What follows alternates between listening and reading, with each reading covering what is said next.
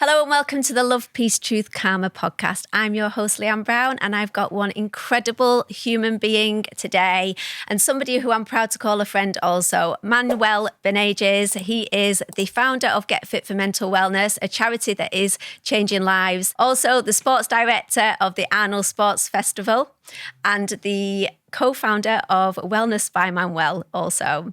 So he is definitely a very busy man, but the universe has definitely thrown him a few curveballs and another podcast that I think you need to get your tissues ready, but you're going to love it. If you're in China, you just know it's corrupt. They want it to be like that here. People are pretending to be 12-year-old kids, mate, and they're not. Yeah. They're 40-year-old men. Now we're getting bombarded with all these death numbers, but there's no context there. He'd got one child pregnant, he'd raped many others, and we had evidence to prove that. Do you think evil still exists today as it did back then? And the answer should very simply be yes. So Manuel, I finally pinned you down. Finally pinned me down, yeah. Yeah. Wow. Thank you for coming. You're more than welcome. I think I owe you. Yeah. Yeah. Just a bit.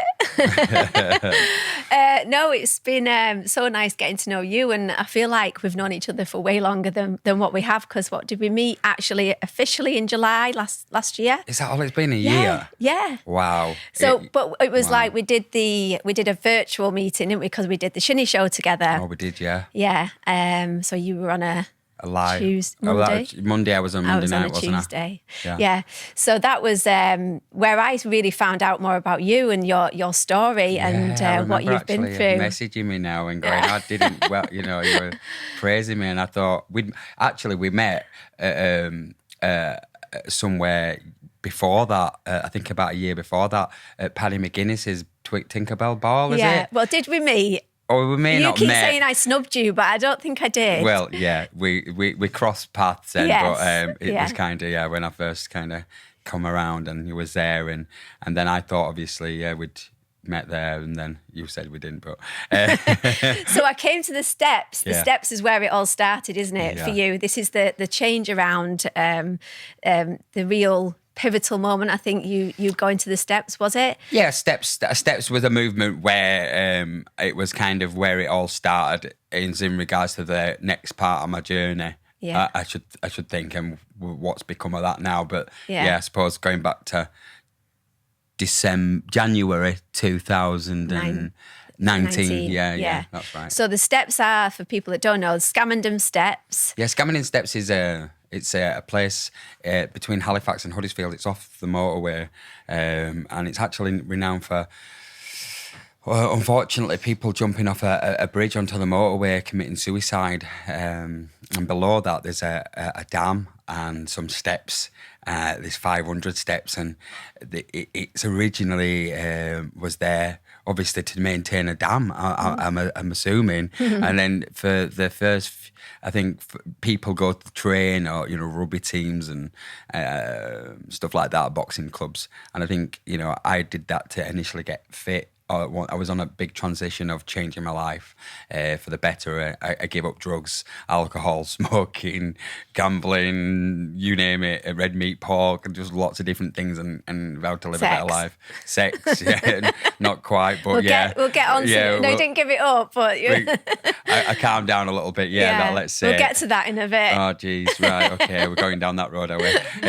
So that's where it all started, and so it was you just felt like one day you was going to get up and get out of bed and initially did it in 2018.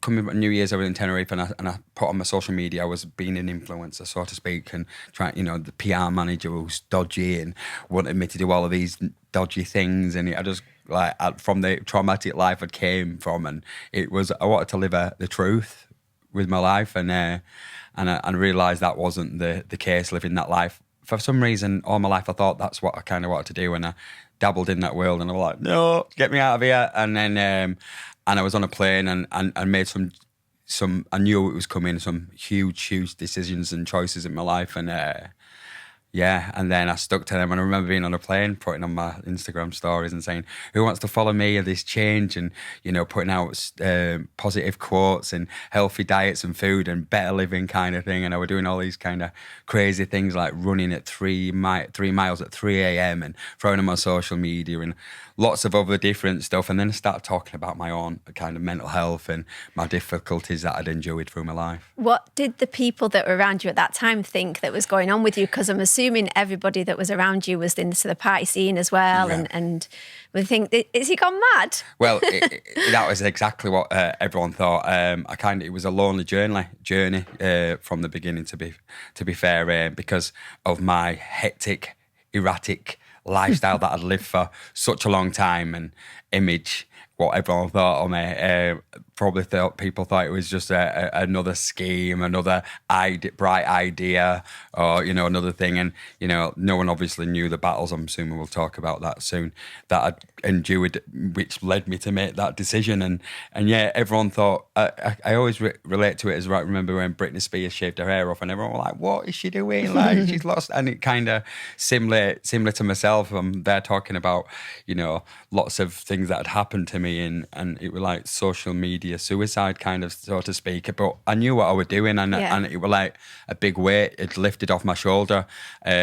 Friends, family, no longer wanted to speak and disassociated from myself. It's been a lonely journey, but within mind, it was all for the will of God, and for a purpose, and I promote it now. If more people cared about themselves as much as what other people think, the world would be a better place, wouldn't it? Exactly. Yeah. As they say, what other people think of me has got nothing to do with me, and that's right, isn't it? So is this when, on your social media, you started going around and asking people to challenge you to do certain things, like, was it boxers? Yeah, I would just, my idea was I'd created a big social media following, and that I could go around and challenge people like MMA fighters and boxers and kind of ZZC celebrities who I'd met through the industry. Did a lot with Love Island and Lex on the Beach, and kind of, singers around, And I thought, right, well, I could do challenges and speak about their mental health and my struggles and their struggles and kind of stuff like that. And I was living out of my car at the time. I took this absolutely ridiculous job just to try survive. But it gave me a car, which I slept out of, and it gave me, obviously, able to get up and down the country. I didn't really get paid for it, but what that enabled me to do is get about and do these challenges. So I'd film homemade videos, and I'd do like an MMA's routine, and I'd go into a professional boxer's routine and train with him and do a video with him, and I'd go do something with, like, say, Tom Zanetti, a friend of mine, and who had met through the industry, and he'd kind of spoke. Everything were very raw, like, looking back at it. But what I was doing, it was getting a message out there and doing, and I was very motivated, and and what I was trying to do, and my job was just to get out there and spread a message, really, and to get everybody, and to get rid of this stigma that people do struggle. So that was the original kind of idea behind it, and I just wanted to make a significant change. That was always my idea, and I remember being off my head at one point, and there was a founder of a charity, and this charity, it was Andy's Man Club, and it just blew up. Someone had taken the life, and I remember that his brother-in-law founded it, and he did a thing called, like, It's Okay to Talk. And I remember being in a pub, and I thought, I should be doing that. And I think I've been up for 2 days or something. But I was thinking, I should be doing that. I should be helping people, because I was always good at kind of speaking to people, 3 days into a session or something. But after, I was always good at doing that, but I wasn't ready in myself, to kind of to help anybody, and kind of. That's kind of where I wanted to do. I wanted to make a significant change, but I just needed to make some choices and decisions, and also get myself fixed first before I was able to do that. And that's what I did. Get Fit for Mental Wellness was born. Yeah, it was born. So that's where the steps was born. It all started from there. We went to go get fit. We'll go back to that to get, on this journey. And then I did it. These steps, the 500 steps, and it's so difficult because I don't know if anyone's ever run 500 steps in one go, but there's not many of them within the country. But you've actually done it 105 bloody times. Oh yeah, crazy! That's 3 marathons back to back, and equivalent of Mount Everest, and blizzards and ice and awful conditions. But you were there, weren't you? When we did that was to raise money for Get Fit, wasn't it? You and Stephen. Yeah. So it all started from there. I went away. I went to do the challenge. I went to do it once, and I did it to get fit. And then I actually went home. I went back to Manchester when that day. a friend of mine, son committed suicide, and I found out that day. He was only 19, and I just couldn't get my head around it. I'd, you know, a lot of things had gone on in my life and to spare me to where I was. But that gave me the kick that I needed to go, what can I do? How can I make a change? What's different? Because these suicides, these struggles, it's like it's everybody I knew. And I just thought, how can I make that change? And So let's talk about that, because you're no danger to grief in your life, have you? There's a lot of people that you have lost. Going back to, let's go back to the beginning. Let's go back to the story of Manuel. As a little boy, you know, tell us about your story. Get your tissues ready. It's I mean, it is a tough one, I suppose. I mean, I speak about it like it's normal, and it was normal for me, but to the you know, for somebody else probably to listen to it, it is kind of traumatic, I suppose. So yeah, I was 4 years old. I always go back to when I first had my memory. And that was a memory in a kitchen of my dad and my mum, and it was my grandma's house, and my dad was going. And then I never saw my dad again. That was the last time I saw my dad, and he was Spanish. And then all we ever knew, we went to do his service. Where the name came from? Manuel, people, and where that was it. That is, it'd gone, and we'd never seen him again. But what that led to is the rest of my life, the struggles. My mum struggled. My mum was one of seven, should I say. She was my only sister, and I had 5 brothers and sisters, where my mum really struggled with her life, and that's where I kind of, you know, started. You know, when I was a kid and saw a lot of things probably I shouldn't have seen. My mum taking many overdoses. For me, it was a norm. Her drinking, crying, you know, sad situations. But the overdoses, the violence that she did towards us, and because of her own struggles now. But I mean, as a kid, not understanding that, we got given up. We got split up, and we all got put into care. How old were you when that happened? 4 years old, 5 years old. It wasn't just one occasion. It was about 6 or 7 different occasions. So you kept going back? We kept going back into different care homes, different foster parents, different, whatever that may be. If it was an overdose, or it was, struggles where, his house got burnt down. There was lots of different kind of struggles throughout. But we really had a difficult childhood, not having a dad. And so you were one of 5 One brothers? of 5. I was the second oldest. And I tried looking after everybody. And as a child, didn't really understand it. But yeah, my mum had some real struggles. And I think the closest kind of thing I had to a dad was my granddad. But he died. I was 11 years old. He actually had a stroke in front of me, and died several days after, which I really, really didn't understand. But I think, we're going into it, won't we? Going into care, my mum struggled. She neglected us.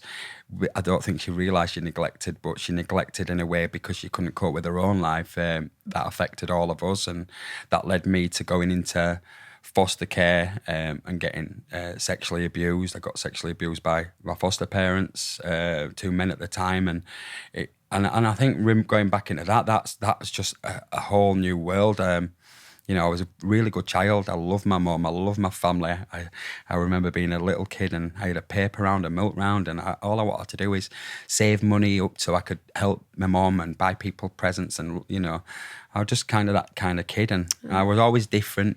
I had a funny name like Manuel, and got really bullied. I got bullied a lot. My mum never settled. She was in every we'd start in a new place and a new school, and then something had happened, or we'd get split up, or whatever relationship, and she'd have to move, and we just kind of that. So we went to around 10 different schools, so you'd fit in somewhere. That's hard when you're young. Really hard. You get with a name like Manuel. My name like Manuel in 1980s. I don't know if anybody. I mean, this is funny. I mean, if anybody remembers Faulty Towers out there, Manuel. I mean, there was no one else with a name like Manuel, and he used to get hit on the side of the head, and that happened very, frequently. a lot frequently, yeah. Just bullied. And believe it or not, I was the smallest in every school, and my face didn't fit into my mouth. My face didn't fit into my body, so my teeth were really big and my head were big, and we didn't have any money, so we were just bullied. Never had any friends. I didn't really have any personal identity at all. Couldn't play any sports. I was that last kid. Like, it was embarrassing. Never got picked for anything. Wasn't ever good at anything. Dyslexic. Couldn't, fit in at the lowest classes. And then that had happened, and then we'd go into the next school, and it'd all start all over again and over again. So yeah, school was a horrendous place, and kids can be cruel, really cruel. And now more than ever with the social media aspect of it, that's why I think it's I mean, it is, and so. I mean, we say about, thank God there was no mobile phones with their videos on. And thank goodness, yeah. I mean, I think that maybe I know you think that in my shorts with my toilet paper hanging out my shorts. Yeah, I don't think that'd have gone down well. That'd have haunted me forever. There were so many incidents I got actually tortured for. So yeah, you were telling me about when you got put with your uncle, didn't you? Yeah, well, following I'd just been abused in care, and I'd never told anyone about it. It was, I tried running away from this care home, and they kind of just said, no one will believe you can't go anywhere, and it was horrendous. I remember hearing from the grapevine my grandma had died, and I tried running away because I wasn't allowed to the funeral or even around my own family. And I remember crying and running, and they chased me in a car and dragged me in the car and stuff, and I just thought, get me away. What happened within that, and getting older and understanding it now, I was just groomed all the way through it, and thought that, that led me to believe this is what happened, and if I told anybody, and just the way that it happened was just crazy, and I just never knew, and I was just a kid, a confused kid, and just wanted love, and that's what they tried putting onto me, but giving that love to say, this is, we'll love you kind of thing. Don't say anything. We're here for you when no one else has been there for you, and and that's crazy, And did they get persecuted? Well, at the moment, it's actually, I'll talk about that. It's actually, I only come out around 4 years ago, because the whole thing around Jimmy Savile and all of that paedophile ring came out, and lots of things, and I sat to myself and I thought, and I've got two beautiful girls, and I thought, if anything ever happened to them and they didn't ever say anything to me, what kind of role model would I be to say anything? And it, as hard as it was, I went to the police station and I had to come out with this, and it absolutely broke me to come out and relive their moments. Don't get me wrong, Leanne, I relived it every night. It used to just fright. It used to just torture me, them moments and them times, and I'd just try to block it out along with everything else. But yeah, that what happened there, it's I went to the police station, did a statement, and it was my word against theirs, but over the last 2 years, over the last year, there's been some other children come forward who was in care with me, who'd also been abused. And if I'm going to be really honest, the police came to me around 22 years ago and asked me if I'd been abused, and contacted me out of the blue, but I just settled into a relationship I'd never had in my life. I was very young and I didn't want anyone to know, and I just denied that anything had happened. But getting older and understanding a lot better in where I'd been and what had happened to me, and all, I just thought, if this just stops them doing it to somebody else, or how many other kids have they done that to? And there's so many memories what they'd done, which all made sense when I was older, and I just couldn't believe it. But yeah, some other kids have come forward who I was in care with. The actual kids who came forward 21 years ago, where it was, to actually put that initial statement out and put my name. And again, it's backed their case up, and now it's backed mine up, and it's actually all going. It's going to be going to it's all happening, so to speak. So, but I'm ready, But the thing is with that, I'm unable to have any help with that, because you're unable to have therapy, because you're not supposed to if it's going to go to court. So it's just, I've got to wait for it all to happen, and then I'll probably deal with it when it happens. But I'm grateful that it's out there regardless of the results, or it's not about that. It's just about getting it out there and doing morally the right thing, which, and like you say, stopping it, then potentially doing it to somebody else. How many children, they're two men, for vulnerable children, how many children went through that care? There was 3 lads when I was there, and I got away from it. what about them other poor kids? Yeah. You know, how far did it actually go as well? You know, Yeah. and how many children? So it's dreadful to think, but I think we'll cross that bridge when it came to it. So what about your stay with your uncle? Because Right, you had a real terrible. Yeah, I was talking incident. about this the other day. Yeah, really. So I'd come out of care and I'd managed to get back home, and then more or less immediately after, my mum made me go live with my uncle, and it was in another town. And let me tell you how, from the start of it, which frightened me straight away. So I was watching the news, and my uncle's been in a gunfight in a pub, and it was all over the news and Nice everything. guy then. Oh, and then I was going to live with your uncle, and I'm like, what? Like that man who's just been on the news. Oh my God. For all of that. And I know from my uncles, he used to come and stop with us out of prison to get bail when we was kids. So, you know, it wasn't good from really young. And then I'm like, I'm going to this kind of guy, and it was all to, and then before you know it, I'm 14 years old, living with this man and living and working. Never finished school, and I'm going to go into it. I'm burying drugs. I'm in a kitchen with all these gangsters and chopping up, you know, cocaine all the way through the night, getting fed drugs myself just to stay up, and you know, all weekend, and I'm burying thousands of pills everywhere just to, you know, and it was crazy. And so the violence that came into that with myself, he was a very violent man. You know, for instance, for just a couple of instances, I got stabbed. I got stabbed in my head for no apparent reason. In my head, yeah.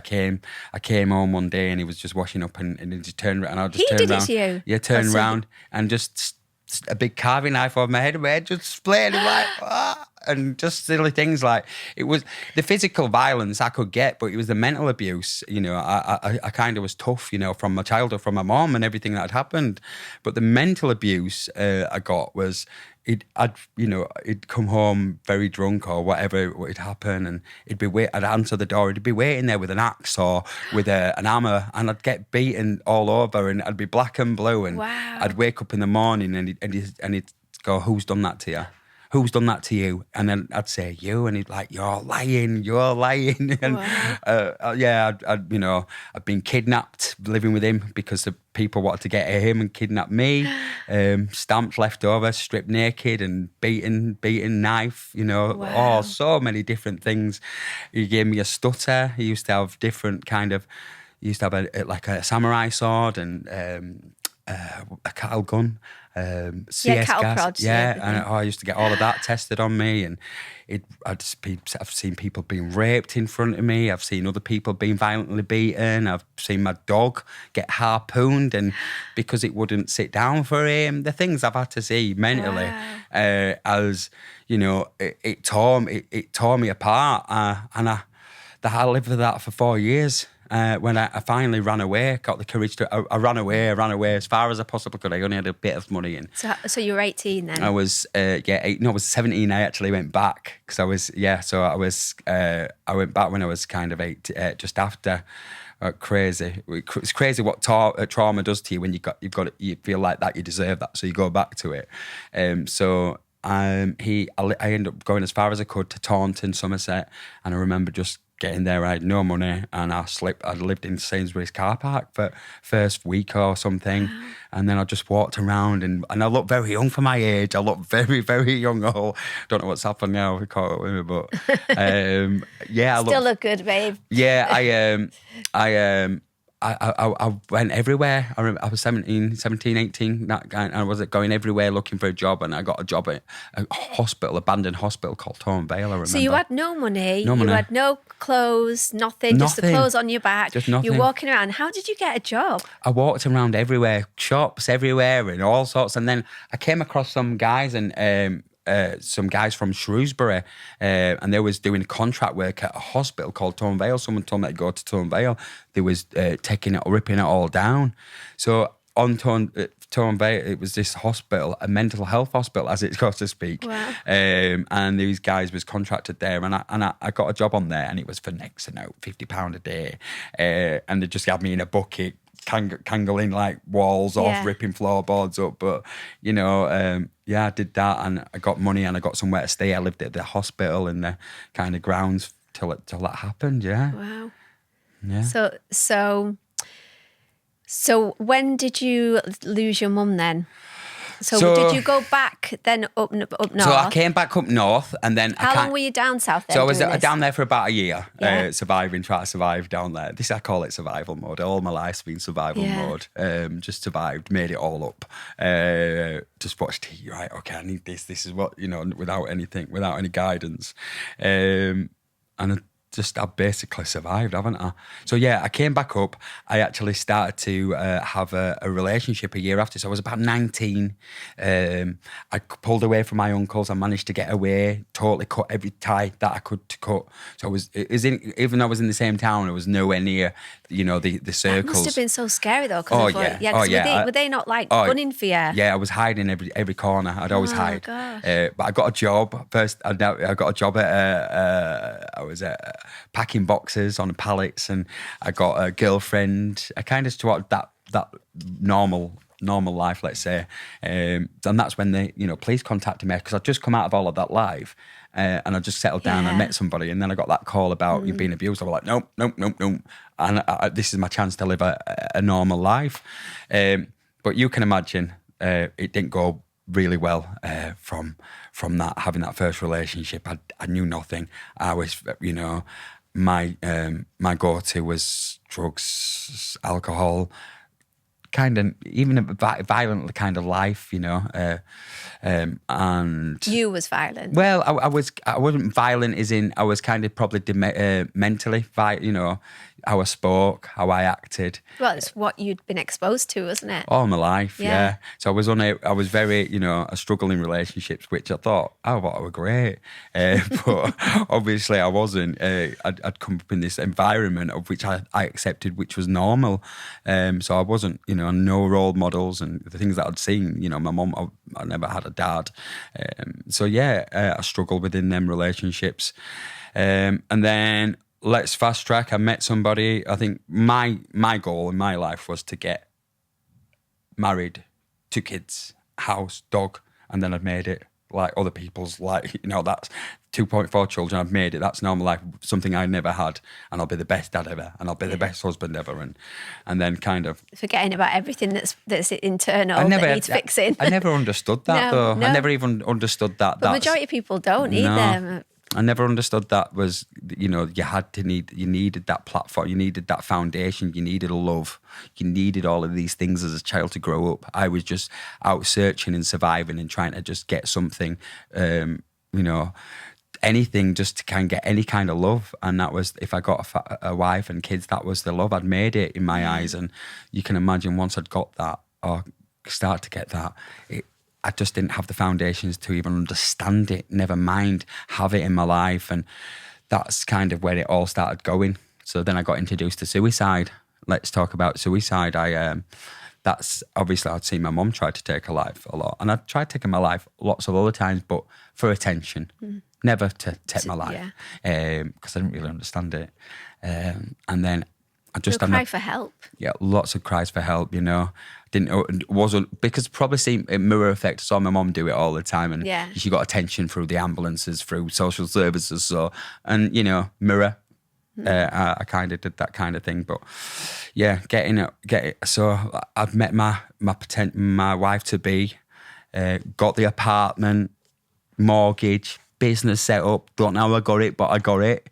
And then, the expectations to have Christmas, and I just had my daughter in October 2006, and I just bought the apartment. And then, a good friend of mine, really, really good friend of mine, I lived with him, partied with him, looked up to him. He was a man about town. He was like just the life and soul. And he lived in the apartment below. He'd bought the apartment below, and he was actually my wife's-to-be cousin. He'd gone missing. Just had my little daughter in October, and this is November 10th, 9th, 10th. I just remember having a gut feeling like, why aren't I seeing Dean? I owed him money for drugs. He'd normally be on me. He'd normally be on me now for this. I got a funny feeling, and I went. and got the keys off his landlord. And people were ringing me, his other friends were like, have you seen him? I said, I've not seen him. I'm going to get a key. I'm going to get a key and see if I can get into his apartment. And I never expected to see what I saw that day. I remember walking up to the door and looking through the letterbox, and I saw his phone and I saw pictures, and I thought, that's strange. And my heart sunk a little bit, and it's kind of like I had this feeling, but I knew what I had to do. It was really strange because my wife to be and baby was at the side of the road. We was going somewhere else, and they was at the side of the road outside waiting. And I went into the passage and went down, and I actually looked through the letterbox, and then I opened the door, and the cellar door was open, and there was lots of pictures at the top of the cellar door. And I remember just walking down to the cellar and getting to the bottom, and he was just there hanging, and I just screamed. The instant reaction was for me to go pick him up and to take him out of the noose. And I screamed, and I remember being really cold and wet, and I just screamed, and I could hear my Kelly, my wife, screaming outside because she'd heard me scream, so she knew. Oh gosh. She knew, and we just had his baby, and and I was good for his family, and everybody had to tell them he took his life, and no one had believed it. It was just horrendous. So that was like, I just couldn't get the images out on my head, and we just settled down, and we just bought his house, and we was just ready for Christmas, and that I didn't know how to react to it. I didn't know how to deal with that situation. Where for my wife to be she was, that was her cousin as well, and all her friends and everything. It was just like I never experienced everything, even though I'd had all of that in my life. I was used to that. I wasn't used to that. I didn't expect that, and and it just traumatized me. And then we tried to move and to try to get another house. Found out that day, a week after, that the house wasn't even worth the money that we'd paid for it. We got scammed out of £60,000-70,000. I got a bill for £100,000. I had to give him the keys. I had to try to find somewhere to live. My wife left and my baby left. They'd moved to another town. I went to drink and drugs. I just didn't cope with anything, and I lost all control of my life, and I lost my house, lost my business from having it all at one point to Christmas. You can imagine it was horrendous. And then I kind of tried to detox and to try to bring everything around like I did, and panic mode, and I cut everyone out of my life, and I tried to fight for my wife, but my wife to be, and I did. I fought, and I got some contact with my daughter, and further on in that year, we moved away and we started a new life. This was our new life. I proposed to get married, and we was going to get married, and I started a business. I was a gardener, and then I set a business up to do Christmas trees for Christmas, because it was the off season, and I set up to do York markets, and and then we just got married. October, we got married in September the 7th, I remember. And then my mum rang me actually to say that found a note off my little brother. It was a suicide note, and I was doing quite well. I just got a new house. I just kind of got my life kind of back on track a little bit from the rough year that I had. And I said, right, let's get my brother up. Let's not tell him that we know anything, and got him up to help and work with me, this new business has started. And then this is the horrific bit. I always remember going to Sainsbury's and, just being at work, and my mum rang me. And my mum would ring me, she'd be drunk all the time. I'd have to sort everything out and fix everything and, make everything right. And she rang me, and I was just going into Tesco's, and I pulled up in the car, and she went, Jonathan's dead. And that was my little brother. Not the one that was with you? No. Jonathan's dead. And I'm thinking, right, she's got this wrong, because Michael Ab's just brought up because he tried to found a note, and Jonathan's dead. Yeah. That's my other little brother. I had two little brothers, Michael and Jonathan. Michael was my little brother. Jonathan was second little. I'd only seen him 2 weeks before. He was at my wedding with my daughter. And she went, Jonathan's dead. And I was like, Mom, give up. Drunk. She went, paramedics are here. He's on the floor. They're trying to bring him round. I'm like, I got a little set of panic, like, whoa, this can't be happening, Mum. This is a drunk call. You don't know what you're talking about. I couldn't make sense of this situation. I was trying to calm everything down, to say, calm down, what is going on? And my mum lived in Somerset, so it was like 4 or 5 hours away. So I quickly got my older brother, my youngest brother. I got my other brother who lived in Halifax, and I drove down to Somerset, and I was just in there saying, he's not dead, he's not dead, he's not dead. And I kept ringing my mum saying, where is he? She went, they want to take him to morgue. I mean, what do you mean they want to? She wasn't making any sense. And it was the worst you can imagine, the worst 5 hours drive ever just to get there. Yeah. And they'd taken my brother when I got there. And he was in the morgue, and he died. And it was crazy how he died. He wasn't supposed to die. He didn't drink. He wasn't a big drinker. He didn't take drugs. He was a lot like me. He looked like me, and funny, beautiful. He had kids. He was just a little lovely, lovely, lovely heart, good-hearted person and help anyone. And I think he was wanting to help.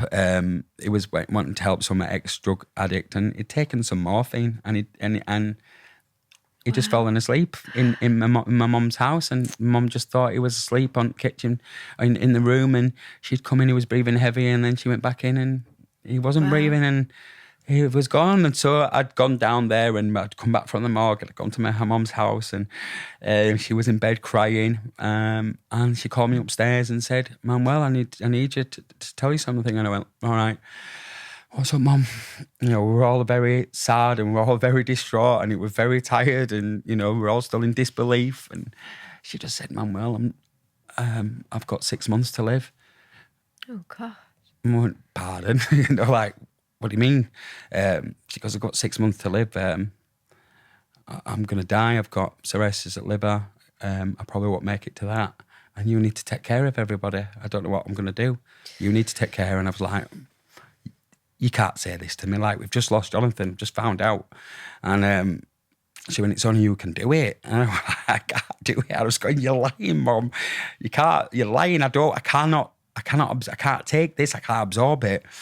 And then, do you know what I did? What I always do is try to make everyone, my way of coping was trying to make sure everyone else were all right, organising everything, to organise for my brother to come up, and the money that I earned in my new business and my new life, to pay for the funeral, bring him up to where he was born, to get buried, and brought all my family together where my mum got really ill and she got put into hospital. I tried getting everyone at Christmas together, so we was all together, and she got really ill and she could have died. She swelled up, she went yellow, and the doctor said, look, she'll die, or if you stop this now, we can, if she stops and we do this, she's got this amount of time to live, she can live.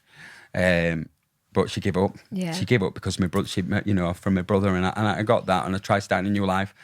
Again, I lost all my house, my wife. Wow. She had an affair. I neglected her, my child, everything. It started back to beginning again. When did you have another child then? After this occasion. Oh, so right. I got. I started all over again to sell drugs just to try and make a living, because the Christmas tree of business didn't work out, as you can imagine. I didn't have anything. All the plans, again, it was exactly kind of the repeat of what had happened, had gone. And I was unable to control any of it, and I lost it, and I got hurt, and again went to drinking drugs, and that's the only way I kind of dealt with things. I'd stay up for days and days, and then I built it all back up. I started all over again and got a house. Can we go to one of those stories? Just to bring a bit of lightheartedness. Well, I'll tell you what the best thing is, if I tell you about in regards to my mother, and then I'll tell you the story, because that's where it kind of goes. Oh, yeah. So we got, that year I'd built everything back up, and I'd stopped my mother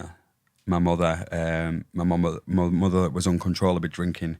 So she didn't want to live. She didn't want to live anymore, and everybody else around, my brother and sisters, just went with it.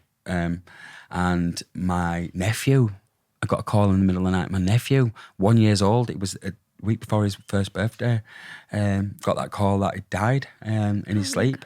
So I tried bringing everything round. This is how crazy my mom, you're going to hear a crazy story. So I'd run up to my mom's, and I got a people carrier, and everybody were drinking in the kitchen. And next thing you know, I'm like, right, come on, let's get going. And my uncle was there taking crack cocaine in the house, It was a crazy situation. My mum was drinking. Everyone was like, that was acceptable. And I was like, what the hell is going on? I questioned it, and questioned my uncle who was doing that in the house. And it kind of turned on me, where it kind of got aggressive, and I wasn't having it, so to speak, and I pushed him across the room, and my mum picked up a bottle to try bottle me and glass me, bottled me, yeah, and I'm like, what is going on? That's how tough it got. That's how manipulated my mother got, and just lost. She was lost, and then I took, went down to my nephew's funeral, and then, I didn't speak to my mum after that. I didn't want my children to see my mum like that. I wanted her to stop drinking. And then I got that call. I was working in the garden, and I got that call, and my brother screaming. My mum had died. She was on the bed. She had a brain hemorrhage. I'd gone up. She was dead on the bed. But I think that was the icing on the cake, because I just, as much strong as I was and, resilient to everything and kind of getting through, that was everything that I'd wanted out of anybody, is just love off my mum. Acceptance, for her to say she was proud of me. All my life, that's all I'd wanted, and she died. And I had so much guilt because I didn't speak to her, because I wanted her to live. And she didn't want to, and I'm sure she's proud of you. Yeah, I know she will be. I've changed. I've done so many things in the right way, and I understand. A lot of people wouldn't understand why she did these things, but I understood, because I've suffered it. I've been there. I've lived that life, what she lived, from her life, and all my traumas, and that's when I had a breakdown. I had a breakdown, a mental breakdown. This is where it went crazy. I went to. I mean, it's funny, but it's obviously not funny. Yeah, do you know what I mean? Well, the thing is, I went after. I had Don't try this at home, kids. complete breakdown, because the toughest thing for me is that I battled with myself, and because I found my friend who committed suicide, I couldn't take my life, because I knew the effects it'd have off everybody. So I tried doing it very, in another way, by drinking as much as I could. So I was drinking pints of shots, like I couldn't even walk, but that pint of shots blocked everything out. Them grams of coke.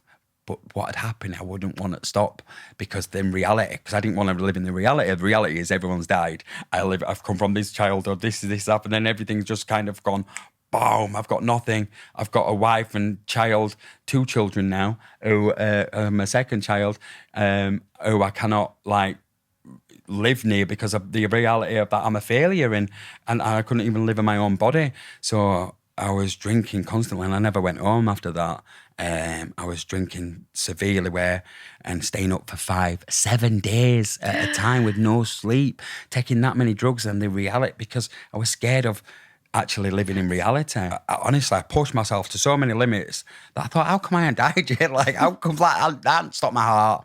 I woke up and then I had to live in this kind of repetitive life that I was living in. But and then I think it went to a head of, I got in trouble with police. I got in trouble with the police and give up my life, and I kind of gone. So you want to say something? No, you're going to tell us about a funny story. Right, I'm going to do, but this is kind of where I've got into now. So that was all the trauma which created these crazy habits that I had. Yeah. So.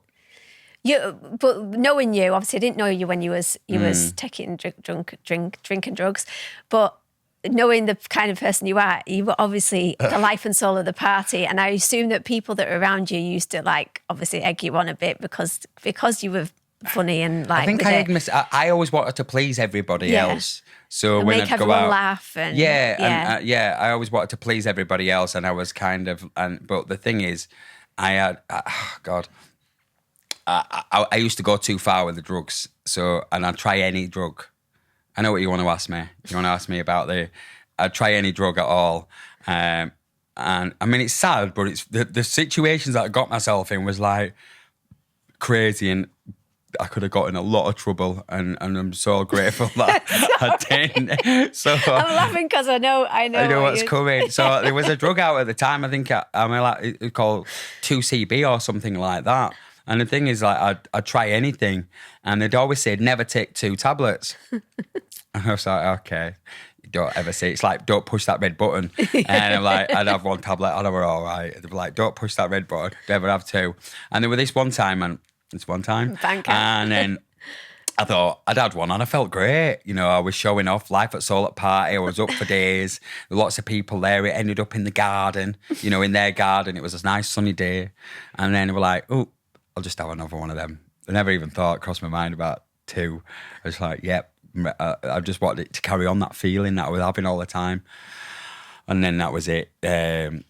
I don't remember what else. I must have been sat in a garden, and then next thing you know, I'm eating the flowers in a flower bed in his garden. Is this what somebody told you afterwards? Because didn't you?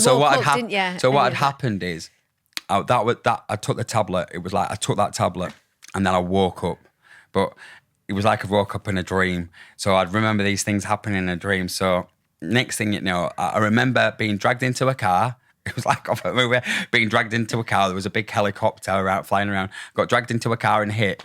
But I got hit for my own to protect me, believe it or not. And got put into a car, and all I remember is going up and down this house and these stairs and chewing a tea towel and chewing a tea towel and a lighter. I had a tea towel in one hand and a lighter in the other one. I thought, I'm dead. But this is what's happened. You go up and you go down, and I remember seeing these pictures and thinking, oh yeah, that's me. This is me. This is my life, and I'll just keep going up and down these steps like that, chewing this lighter. And I'm doing it. I'm naked because I was just weeing, right? And like weeing, but that was what was supposed to happen. I didn't have any control of my body. I just thought, this is what's supposed to happen. Crazy. And it was like the apocalypse out there, and I was in another world, and I just thought, I wonder, that's me now. This is my life. And I could see the other life that I had and look into it. Ed went. And then I remember I've been in there. I don't know how long I was in this house for, but it turns out I was in my friend's house, and I recognised these pictures. But I thought, it was only my friend's house and his son's pictures, and they locked me in the house. They threw me in the house and locked me because it was the safest thing to do. So eventually, I made an escape from this house, and I thought, and I ended up running into this garden, and there was this family having a barbecue. Still naked? Yeah, well, no, I had some pants shorts on or something, and I ran into this garden, and these families just having a barbecue. Can you imagine that? This family's just on a Sunday daytime having a barbecue, and I ran in going, oh my God, thank God there's people, there's people around. This is what's just happened, and I've been locked in this house, and this, and I thought I died, and and they were like, they were going to call me an ambulance and stuff like that. And it was called 2CB. And anyway, I woke up in the morning, and I got a phone call, got a message going, what the hell happened last night? And I got a phone call going, you're going to get arrested because you were getting your penis out on the street. And I was like, what are you talking about? And my instant panic in my heart was going, what have I done? Because I can't remember any of it. I don't know what, is that number 2? I couldn't remember anything by having that tablet. And I was going, flashback, like that, going, what happened? And apparently, I must have gone, this is what's supposed to happen. And I'm walking through the street, and there's kids washing the car, there's people washing the cars, and there's kids playing on the street. Someone's punched me. and then helicopters being out, there's people rang saying, there's someone naked with his penis out on the street, can you imagine? And then, so my friends had drove up in a car and dragged me in this car and locked me in the house because it was the safest thing for me. But that's what, can you imagine if that came out? And it was just crazy. I just got myself in situations like that all the time, and so that it is a funny story, but it could have gone horribly wrong, definitely. So the pinnacle point of you right, I've got to do something, was when you was in Ibiza and you've fallen and you hurt your back, didn't you? So I had lots of different moments and lots of different times, and I'd come through lots of different battles, and I tried taking my own life, and that was severe. And you think that was I remember I totally give up my life, I knew, within myself, I had nowhere else to go, no corner to turn, and I was at peace with myself. And this can be sad, but I think the thing is, no one understands suicide, and it's a difficult thing to understand, but you can destroy everything up to a point where you think, the key point, you think you've got nowhere else to go, and that's where I was. I'd lost my family, I'd lost everybody that I'd loved, and I just thought I was better off out of this life, and I made a decision to take 200 tablets and sleeping tablets and drink a bottle of vodka, and I drove to my mum's grave. So you meant it? Oh, I meant it, yeah, I meant it. I was at peace. I was crying, but I was... as mad as it sounds, it was a happy cry. It wasn't like it was at peace cry. I was crying to say I've come to the end now. I drove to my mum's grave. My mum, my brother, my granddad, my uncle, they're all in a little area, and I drove there, and it was right, let's just get this done, you know. And it was a moment that I'll never forget. And I drank the vodka and I had the tablets. God had other plans for me, yeah, plans. because I was in trouble, like I said, with the police. And then next thing you know, I woke up 3 days later, handcuffed, and I opened my eyes and the police were all around me. And I was like, oh, and I just remember tears rolling down my eyes thinking, I can't, and I'll tell you a moment which is crazy. This is crazy.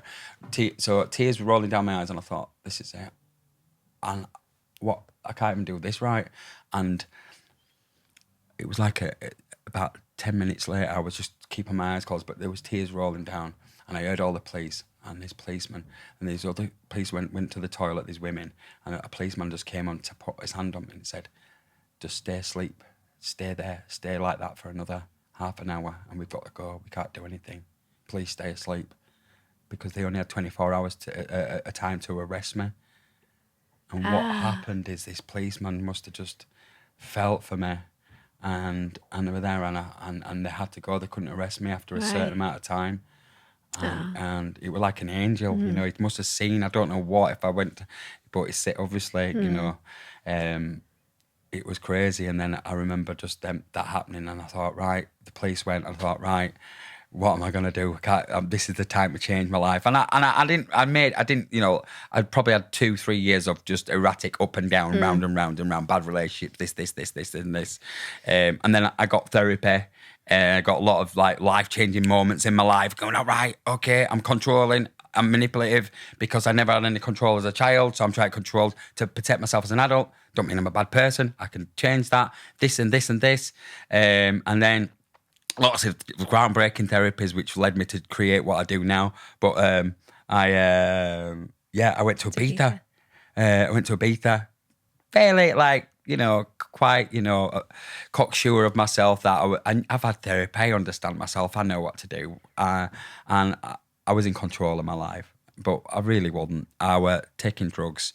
There was somebody on my balcony. We were staying at this hotel and I never even left my room. There was a drug dealer on there and he had everything, pills, cocaine, everything, you name it, he had it. And he brought, you know, we just kept ordering and kept coming to the room and I never seen daylight. Well, I saw one bit of daylight at the end, but and then I kind of messing around in the room, got rugby tackled and I had an accident of a corner, fell on back of a table and had an accident and I just had a big cut in my back and I just left it and then came back. But you were telling everyone what? Oh, so I went to Ocean Beach actually, Wayne Lineker.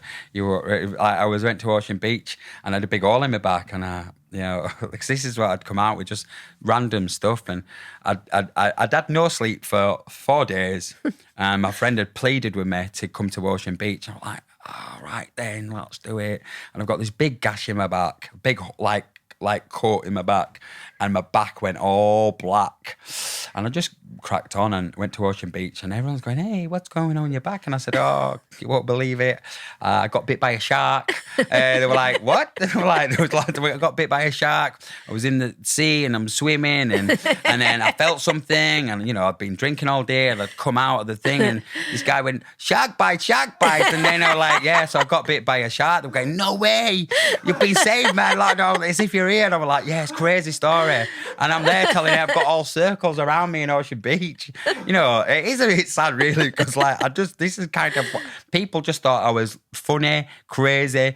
But you know what? To do the things that I was doing, I battled for love and attention, and I'd come out with crazy stories or do crazy things, you know, or, you know, push myself to them limits just to get that attention and to fit in where, you know, I never fitted in all my life. So if I did crazy stories like this, do crazy different stuff, it don't matter. You know, I was very reckless with my life because I didn't care about myself. I had no self-worth. I didn't, you know, love myself. And I just survived it. Yeah. So that was a big changing point in my life. Because you got sepsis. So I came back, carried on partying like you do, did another 3 days, and then I just thought, this is not a come down. This is like weird. This is like never felt anything like this. And went to the hospital and were like, straight away, morphine drip. Before you know it, they operated on me. I've got sepsis and operated and I cut a big hole in my back to take the infection out. And I was bedbound then. I was stuck. Again, I built everything up and I lost everything. But instead of feeling suicidal, sorry for myself, I just giving myself. it? I had spent 3 months on a bed getting dressed by nurses and everything else, and I lost everything. Bailiffs were coming in, my landlord was coming in. I lost everything. Like I had to sell everything, and then I ended up jumping out of my window. And that's the point of like, I am not doing this anymore. This is where I need to change my life. I'm not going to go in. I need to make some choices. I know who I am. I know why I'm like I am. Yeah. And it's down to me not to have any distractions or cause, and that. So when this happened to Ibiza, what year was this? 2018, was it? Yeah, 2018, yeah. Yeah, so then 2019 is when you started the step journey. The Get Fit for Mental Wellness was born. Just tell us about the life-changing program that you've So created. from the steps, I created that, but that was great. I started that on my own. I invited friends after the suicide, and I got lots of different people who I thought were struggling. We were originally for men, and then before you knew it, we had children, families, and then a year later, I had 200 people coming from all over the UK to join me every Sunday, and it was crazy. But then I had another idea of like, what needed to change. I didn't want to go to, they were a talking group, there's lots of them, lots of great charities out there, fantastic charities doing all these things, but I know it was significant change that was needed, and I designed a program which I had in my head, and I got backing from somebody who was fantastic, who believed in me, who saw my journey, crazy things I was doing, and he said keep at it, and he backed me and formed a charity, which is now Get Fit for Mental Wellness. We've just been over a year now. So how many different? So the steps is like the beginning, is it? Do the steps is a Sunday, yeah. We do the steps, which creates the community. Yeah, it gets everyone challenging themselves rather than sat there talking. I'm going to do this. You're actually going to do something. Yeah. So you do something, challenge yourself, change that mindset, give you that choice and that empowerment, and then something of self-achievement, and builds that confidence. And being around like-minded people, isn't it? Being and around like-minded people and being through a little bit themselves, like Yeah. myself. And then you'd get that, and then we'd go back and coffee, safe zone, and the conversation would be a different thing. You've achieved something, got into a bad week, new start to a new week. Yeah. And then we built on that. And then the idea of, right, I got diagnosed with a mental illness, emotional, unstable, borderline disorder. And then I accepted that. Oh, that's why I'm crazy, because it's due to neglect, abandonment and abuse. I got it, but then I accepted it. To accept it is giving up. And that's how I did. And I went on antidepressants, put on a waiting list for 2 years, and I never got sore. And I was like, right, things need to change. And that's where it all started to change. And I developed a program. It was an alternative to an antidepressant. It takes 8 weeks for, from getting an appointment to getting diagnosed for it to work. I wanted to do something quicker than that. But for you to have control, for you to have hope and control, and to give you that dependency to live that better life and hope. Because I'd lived that life of no hope, to like, wow, I made these choices. I'd changed my mindset. I'd reprogrammed my brain in how it works, how it was wired up. And we could go into all the science, but that's what I'd done. And that's where this is. That's where all this evolved. Yeah, and I was doing amazing things. The program is you reprogramming your brain. So from all different therapies, from getting that emotion from a 10 to a 1. So it's detached from that feeling of not able to, that anxiety, that feeling, that depression, that going to drink, alcohol, that distraction that we use, that go-to, that negative thing that would be causing us to go to from that thing that had happened, from that trauma, let's say, whatever it was. So I created this, and then it's again, giving people the knowledge, isn't it, to understand how their brain works. Yeah, so the therapy was great because it's one-on-one. But then that you get 8 weeks of that, and then you get the education, because why do we do these things? It's the reptilian brain and the perception and the choices, and that we have got choices, and lots of different theories and modules, and 32 hours of education of reprogramming your brain. So all light bulb moments, wow. And then the crazy, and then you get the what we're putting into his body, understanding what we put into his body, the endorphins, dopamines, all of these natural things that make our body, make us happy, and make us sad, but understanding that, what we put into us, and creating a new habit of 8 weeks of health. I'm not talking about lifting weights. I'm talking about feeling good and new habits in exercise and food that we eat, and education and nutrition. But you put all of them three, therapy, education, and new habit, and healthy and fitness and nutrition all together, you're planting a seed of a new life. So that's what we did, and we did a trial with it, and it just changed people who'd been put in resuscitation, who tried committing suicide, who'd been raped, from anxieties, from all disorders, from illnesses, and all changed their lives and making better changes and positive changes in their life. And that's what happened. And then before you know it, 2 years later, we're on his 5th program. We've got, changed so many different program lives. as well. And then, we've just developed an early intervention program to go into schools to prevent this from happening, or to at least it's not what happens, it's how we deal with it and understanding what happens. I think that's the key.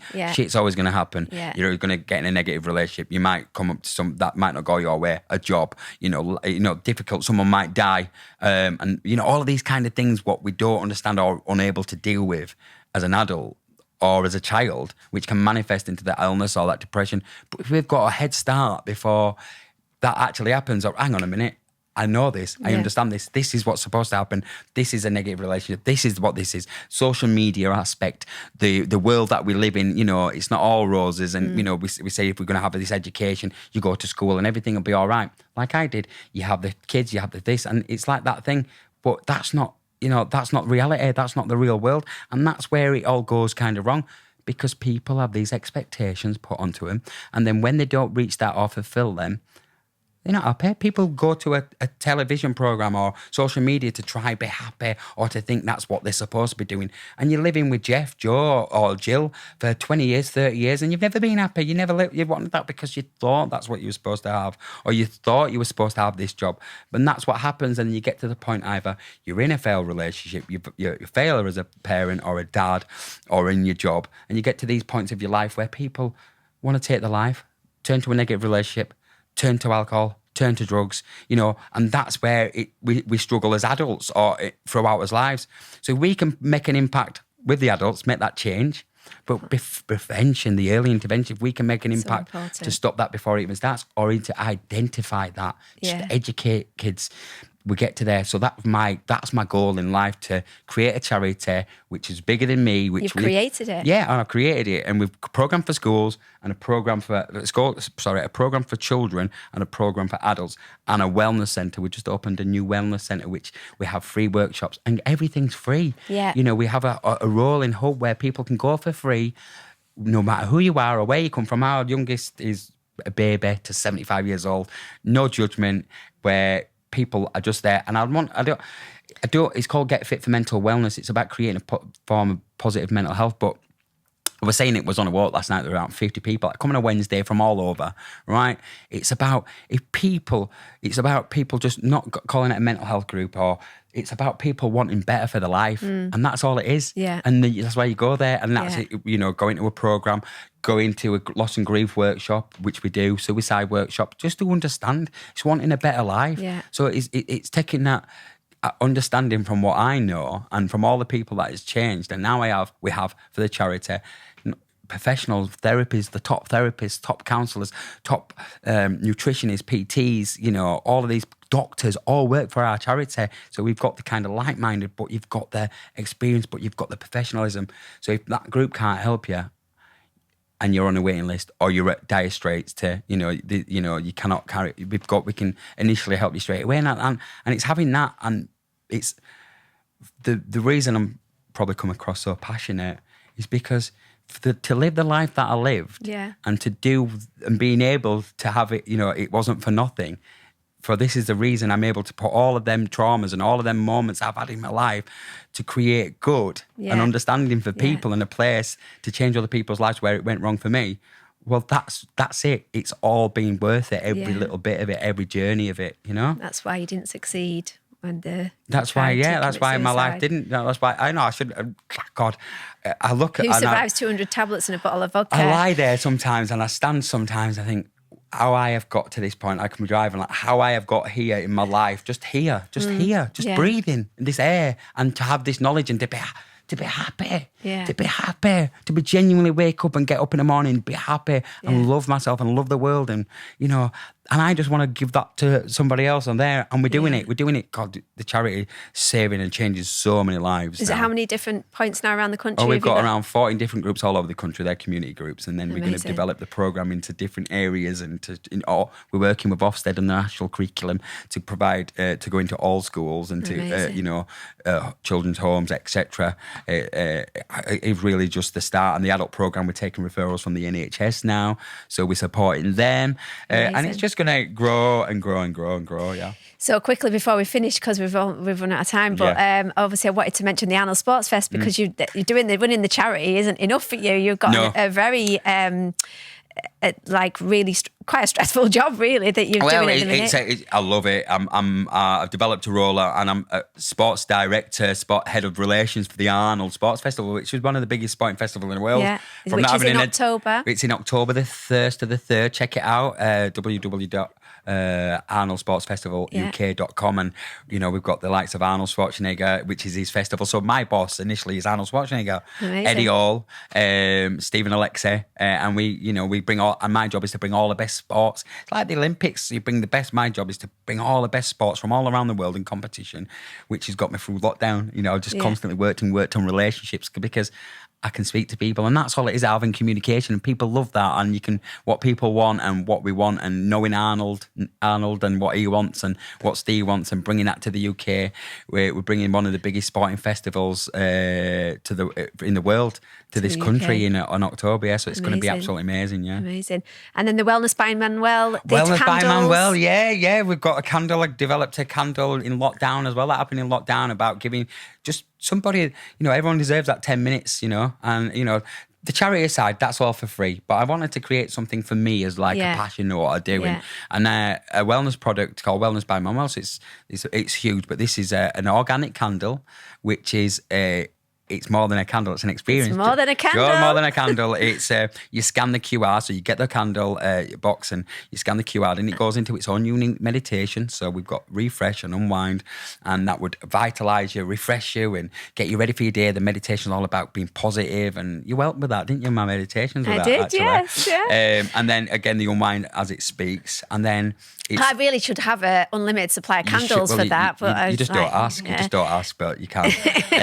So it's all essential oils, soy wax. So you've got all of that and all recyclable. But They are divine. It comes with a meditation. They are unbelievable. But the secret is within that. Once that candle has burnt down, we call that life. So the candle burned down, and your life burns down as in the candle. And then once it's burnt down, you get the package it comes in, you rip that up, you put some soil in there or a pellet, and you put the packaging in, and it turns into a flower. Seed paper. Seed paper. So the packaging is actually seed paper, which turns into morning wildflowers or the night ones of lavender. Beautiful. And then donations goes to a profit goes to our charity. So it gives back to the life-changing programs that we provide. So yeah, amazing. It's only just it's all going on. It's all going on. Yeah. And then you've got the retreats that are coming up as well. I do the wellness retreats. Yeah. That's another kind of passion of mine. I do wellness retreats, transformational retreats. So it's kind of what we do for the charity, but it's on another level, and it's just a hobby I started, and which I want to initially probably retire at the end by doing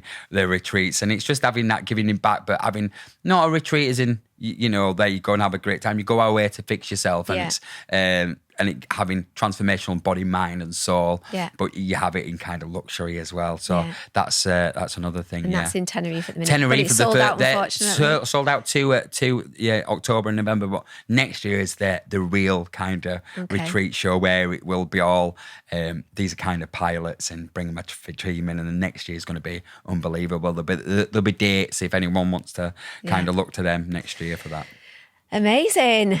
Well, we're going to have to end there. And there's so much else what I wanted to say. I wanted you to tell us the story about the suicide, the people that you saved from suicide. Oh, yeah. Might have to come on again. And, and even the sex addiction. The sex addiction, that is a funny one. Yeah, I mean, there were some funny times. Yeah. Maybe the next time you can come and tell us like how the updates and everything's going on. And so if anyone would like any more information on Get Fit for Mental Wellness, it is GetFitForMentalWellness.com. And you can find Manuel on Instagram, Man Wellness as well. So, and Wellness by Manuel candles also. Yeah, you'll see it all there. Yeah, so thank you so much for coming on. Thank you, Leanne. It's Brown. been amazing. Thank you. Cheers. You nearly got me welling up there halfway through, but yeah. Oh, sorry. No, it's all right. I'm sure there'll be lots of tears listening to this. Yeah, it's but crazy. But laughs as well. But yeah, it's having that, but the positive ending that we do now, create amazing. the charity out of it all, Amazing. didn't we? Create a charity, I've got a great life, and it's about, it's getting through them dark times and hope and what you can do from wherever you come from. I think that's a message which, if this podcast 100%. was to deliver a message, it's about never give up. Yeah. And well done you, and you're going to be going on to do bigger and even better, great things. And save the world, change the world. Change the world. That's the plan. Thank you. Thank you.